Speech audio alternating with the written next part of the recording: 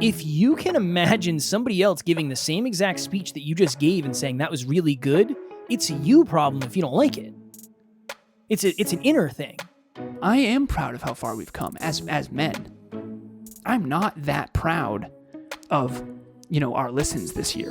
I'm honestly not. I don't. It's not that I think it's bad. It's not that I'm ungrateful. It's that I know we're capable of more. I know that I haven't done a very good job at marketing or social media. I haven't. Next Level Nation, welcome back to another episode of Next Level University, where we teach you how to level up your life, your love, your health, and your wealth. We hope you enjoyed our latest episode. It was a very hyper-conscious episode number 1355. Changing your reality is easier than you think. Happy Saturday today for episode number 1356, a simple way to start valuing yourself more. Somebody I don't know if I would say I'm friends with, somebody I know on social media. What are you smiling about, man? I'm moving my mic arm again. You're moving your mic arm. For those, so shout out to Jerry Ann, who said sometimes that's distracting. I have ordered us new mic arms, very high quality, should be silent. Silent as I'm excited. I'm excited. So coming on Sunday. They're supposedly. So next week, next Tuesday's episode, we should have new mic arms. When Wednesday, right? Tuesday. I think Tuesday. Okay. No, yeah, it should be Wednesday, but I don't know. Wednesday. We're going to find out. Okay, somebody I follow on social media. Mm-hmm. I follow this person upon social media is where I follow them. They are a podcaster, and they just crossed 150 episodes on their podcast, and they just crossed 10,000 downloads. And they did this post where they said, I almost didn't celebrate this. I didn't feel like 10,000 downloads was enough, and I didn't feel like in the sea of podcasts that 150 episodes was that meaningful. And then I thought to myself, if a client of mine had accomplished what I just did, how would I treat them versus how would I treat myself? And how am I treating myself right now? And I think that is a really, really, really good perspective shift, because it kind of takes out any lack of self-worth or lack of self-belief we have in ourselves. Okay, think of it this way. If I accomplish something and I don't feel like I deserve to be recognized for it, I'm not going to celebrate myself. But if Alan accomplishes something, I'm not thinking about myself. It kind of goes back to the episode about being self-conscious versus others conscious, except you're kind of hacking that to give yourself the credit that you actually deserve. And I just wonder if you're watching or listening, if that would be something beneficial to practice, because a couple things. One, if you're a heart-driven human being, you probably enjoy complimenting other people. Two, unfortunately, many of us struggle to own our wins because we've been convinced that that makes us arrogant, or that makes us insert negative connotation here. And when you're giving that love to somebody else, it's probably an easier way for you to hack it for yourself. I'm trying to think of where to go with this. I do know that I tend to celebrate other people more than myself. And I'm trying to figure out if there is actual utility in that. I think your belief lends to the fact that you don't really need to celebrate that much. As much. Yeah.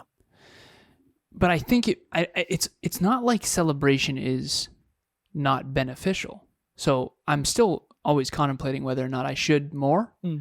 And we talked about this on the goals versus gratitude episode. Are you focused on what you've already achieved, or are you focused on what you're going to achieve? And finding 5 in the drive to 5 around that whole concept. What I would say is, I think that when we celebrate other people, we're looking from a filter of, wow, that's really impressive for them. That's really cool. I guess you're probably better to ask this question. As someone who has 1,356 episodes, do you feel the same way celebrating us at 150 as that person? Like retroactively? Yeah.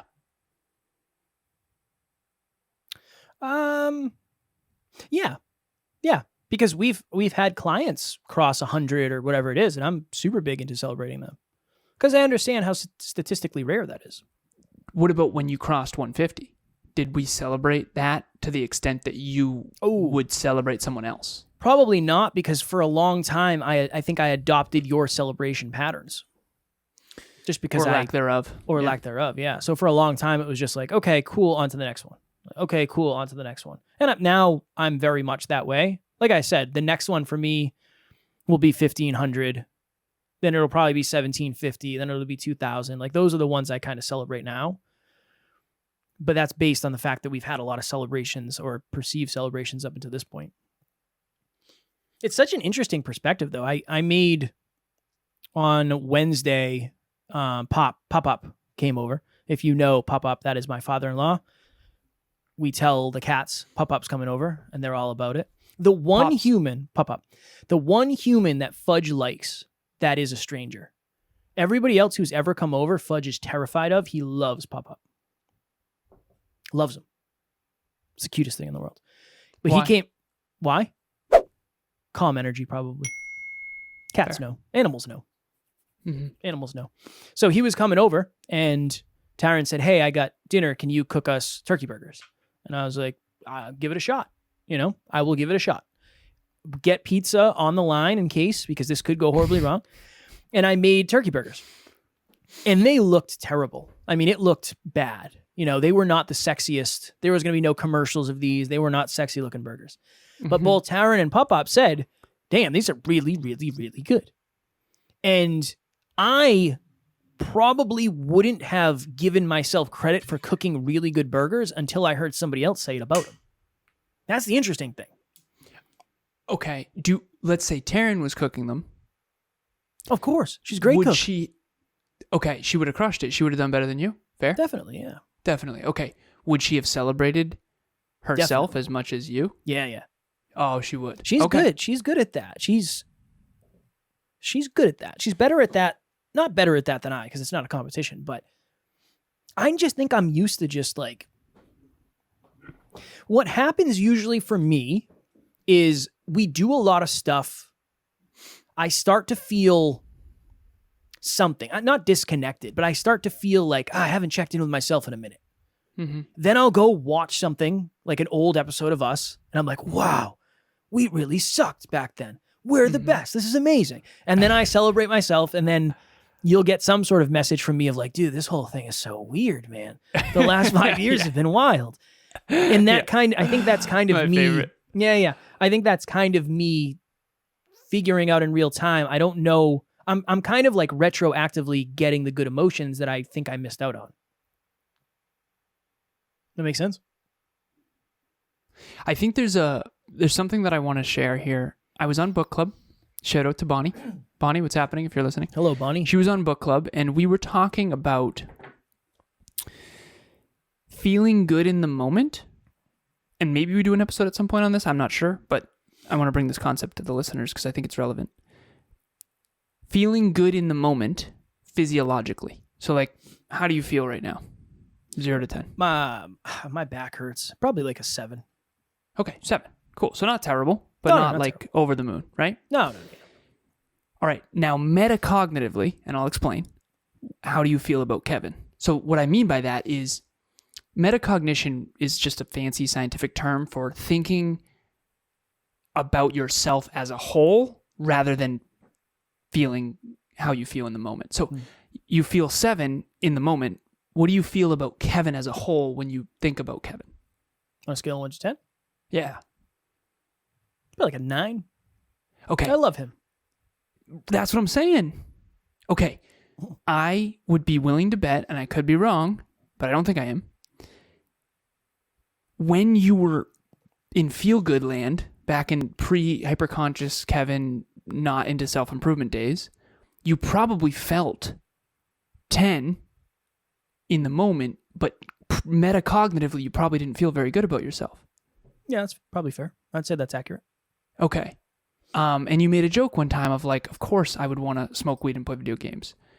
That feels good in the moment, but it doesn't feel good metacognitively if you do it too much. Yeah.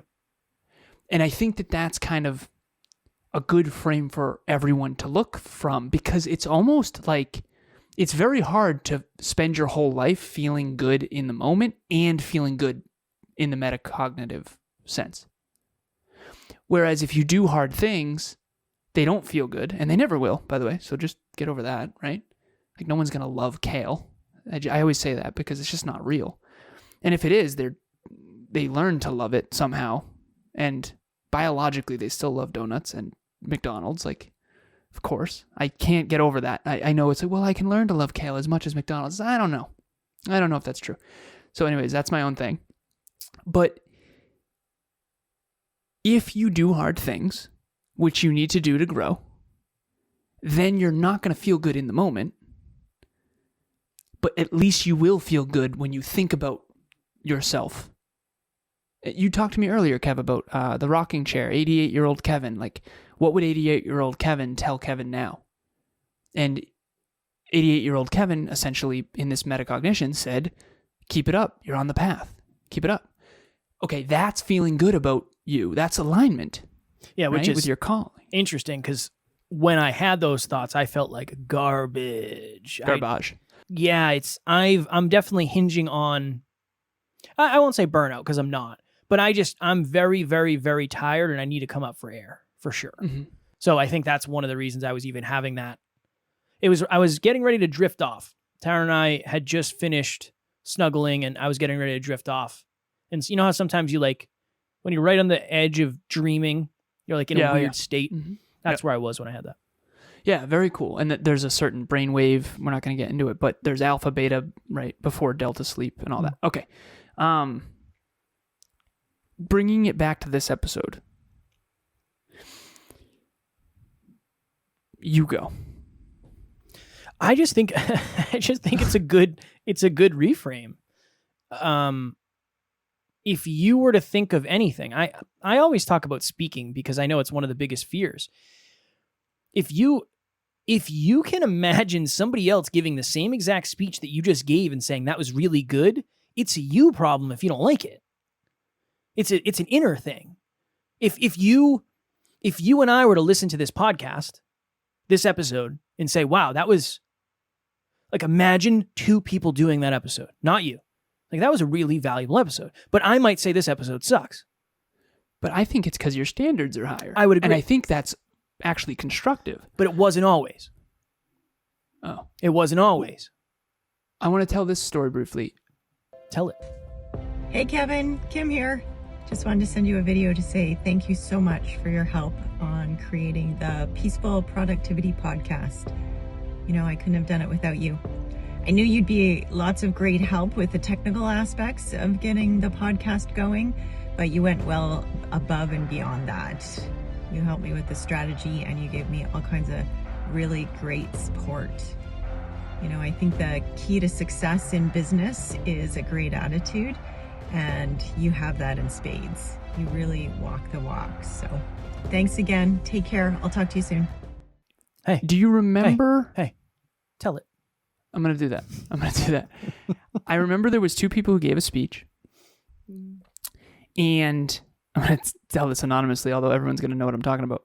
Okay, let's use this example. So Emilia and Taryn both came on the podcast one time. Do you remember that? Mm-hmm. Okay. Emilia had planned on being a world-class speaker. Okay. And Taryn doesn't. So Taryn, after the speech, was really thrilled about her performance. And that's awesome. And she should be. I called Emilia and I was like, babe, how you doing? And she's like, not good. I'm like, I know. That's why I'm calling you. Like, seriously, like, are you okay? Like, are we good? I said 0 to 10. How do you think that went? She's like, oh my God, I suck. Like, maybe a 4. Objectively, in the audience, anyone could have looked at Taryn and Emilia and said they did comparable effort. They did both a good job. But the perception is based on the standard. So if Taryn isn't trying to be a world-class speaker, she can say, I'm glad I did it. I did it. It went better than I thought. Awesome. And Emilia has to go and pick it apart. Yeah, that's fair. Because she has to go get better.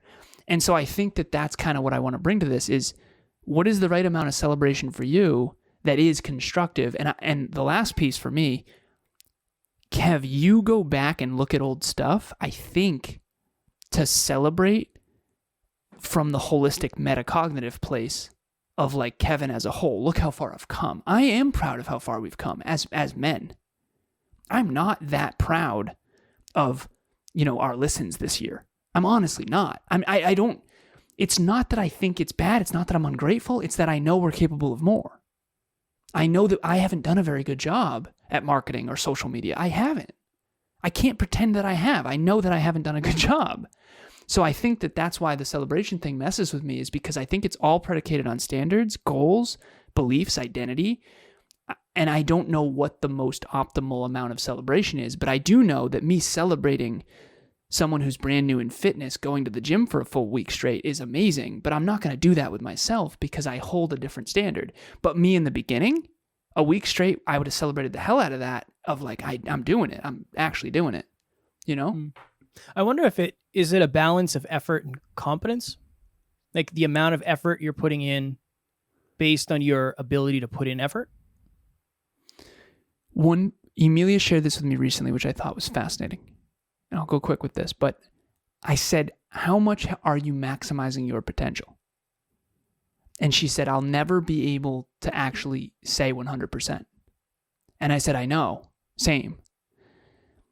And so we did this. We named some names because we learn from people that we both know. And she named a name that we both know. And I said, how much is he maximizing his potential? She said, probably 60%. And I was like, yeah, I came up with the same number. I think about 60%. Okay, this other person that we both know, how much is she maximizing her potential? And she was like, 30, maybe? And I was like, I know, right? Like 30. Okay, but this is my favorite thing in the whole world. I'm going to share this briefly. I had a past partner who, my favorite part about her was that she maximized her potential. She was less capable in many ways than other people, but she still did way more with it. One of my favorite parts about you, Kev, seriously, is that you came from an environment that most people wouldn't have been able to create what you've created. To me, that matters more than someone who had every opportunity. And I'm thinking of two people right now, just in my consciousness. There's one person I'm thinking of, I'll keep it anonymous, who honestly had a great childhood, is brilliant, but he's lazy. He's not maximizing his potential to an extent that bothers me. Okay, now that's also my purpose, is helping people maximize their potential. It's supposed to frustrate me. You are so much closer to your true potential than he is. It's not even close. And so, to me, that's what I celebrate. I try to celebrate people who are doing all they can with all they have. And I'm actually more proud of the people we impact, Kev, than I am of my own performance, if that makes sense. And I think that that's what I try to celebrate most. And that's why I have that folder of all the testimonials and all the people that have reached out saying that we've changed their life. I want this podcast to actually change people's lives. I care more about that than I do whether or not we have, a paid speech next week. Yeah. But I think for me, the thing I understand is I want to celebrate the effort, because the effort's harder than the result usually. In a way. Right? I'm way more likely to celebrate 150 episodes than 10,000 downloads, just because the downloads are great, but the 150 episodes means you showed up every single time for 150 times. Yeah. That's definitely, that's worth celebrating. Mm-hmm. That's worth celebrating for sure. And the 10,000 is too, but the 10,000 is just a result of what you did 150 times. I know someone who has 10 times that with 4 episodes. Right? So I think effort makes sense to celebrate more than results. I do. I agree with you. I think results matter too, but I think effort and maximizing one's own unique potential. I know some people who are doing amazing things with very little, and I know some people who are doing almost nothing with very much. And to me, the people who do a lot with very little, I have such reverence for. Well, think about it this way. If you don't celebrate your effort and you don't celebrate your results, when do you celebrate? Great point. You can't really. Because it's very clear that this person in this example didn't celebrate the effort. Because if they celebrated the effort, it wouldn't have been so hard for them to celebrate the results, I don't think. It was almost the way and it was a very nicely written post. The way they approached it was almost like I didn't even think about celebrating. It was almost like, oh, cool, this is the thing, whatever, on to the next thing. So the reason I wanted to do this episode, and I think it's valuable for the audience, is because I know so many of the people we've talked to celebrate or struggle to identify wins, not even celebrate them, identify them first.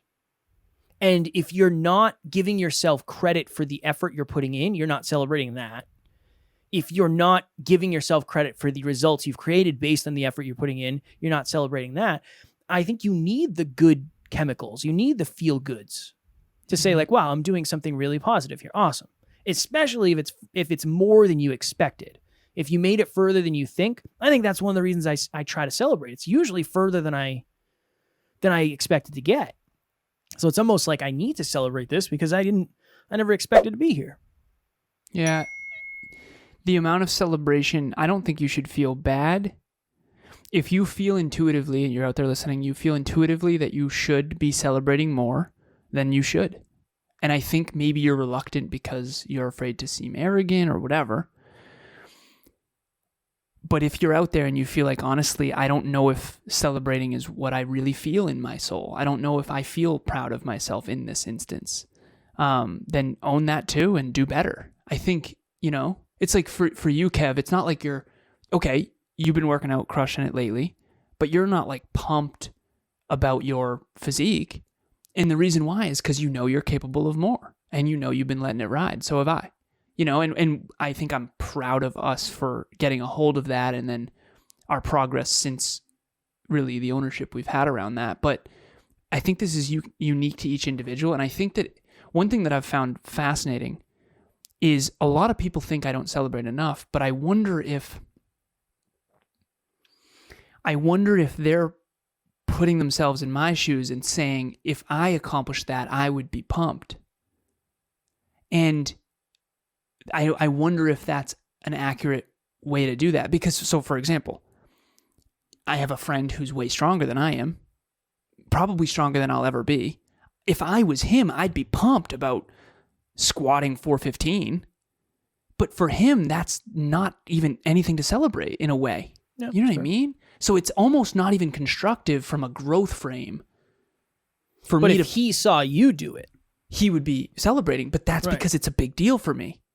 And it should be a big deal for me. And the analogy here, as weird as it is it, if the all-star player scores 10 points, the crowd's not going to go nuts. But if a bench player does, it's like, whoa, like, where'd you come from? Awesome. And I think that there's something to be said for that. It's not like Leonardo DiCaprio is going to have like a great performance and everyone's going to be like, oh my God, I'm so shocked. Let's celebrate. And that's the whole heavy lies the crown thing, for lack of better phrasing. And I don't want to get into the crown stuff, but very last piece, I promise. Identity, process, goals. Which one do you celebrate most? The identity is the metacognitive, I'm proud of Kevin. I think you do celebrate that. I know I do. That's the one that I hold on to. Who I became as a man is the one I'm holding on to. And I need that too, because when we don't get the results, which is often, regardless of effort, I need that one. So for me, that's what I hold my self-esteem to, is who I am as a man. And that way no one can touch that because it's my own actions, right? So identity, process, effort, celebrate effort, and then results. When you get results. If you're only celebrating results, you're in a lot of trouble because now the external world is dictating your own self-esteem. Deep episode. Deeper than I expected. Always a good thing. It's always a good thing. Next Level Nation, Alan and I met today to record our next course. And we had this moment where we said, well, we did Next Level Live. It's already in high quality video. The audio is great. The production value is just super, super, super high. And we wanted to teach some stuff that we talked about. So this is what we're going to do. We are going to take Next Level Live, the live event that we did in April, and we are going to turn it into a free course. Again, I don't know when it's going to be out because there's a lot of back-end work that has to happen, but it's the best event we've ever hosted. It's some of the best content we've ever spoken. So I'm very excited for you all to have access to that. I will keep you in the loop. We will keep you in the loop, and we will let you know when it is live. So there's going to be, hold on. There's going to be 5 videos. There's going to be an intro video. And then there's 3 modules. Each have 3 videos within those. And then there's an outro video. So it's 5 main videos, 3 modules. Each module has 3 videos within it. There's going to be worksheets. Without a question, you're going to leave this free course. The fact that this is free is wild, honestly, because this is our very best work that we've accumulated over the last 6 years. And we put it all into one event and now into one course, and it's totally free. So please download that. How to level up your health, your wealth, and your love. There's going to be worksheets, and it's just, imagine this podcast, but fully curated and customized with worksheets that actually get you to customize and dig deeper. I just cannot oversell this thing. Please download that. We'll let you know as soon as it's out. Go to the website, check that out, and we will see you over there. Kev, what was I supposed to plug? Group coaching. July 11th. July 11th, Yep. 7-Eleven. 7-Eleven. 7-Eleven Group 11. Nice. 7-Eleven. 7-Eleven Group 11. Group With Kevin. coaching with Kevin. And Alan. 7-Eleven Group 11 with Kevin. And Alan. And Unfortunately. Alan. I'm going to rhyme that. And Alan as well. And Jesse. And Jesse.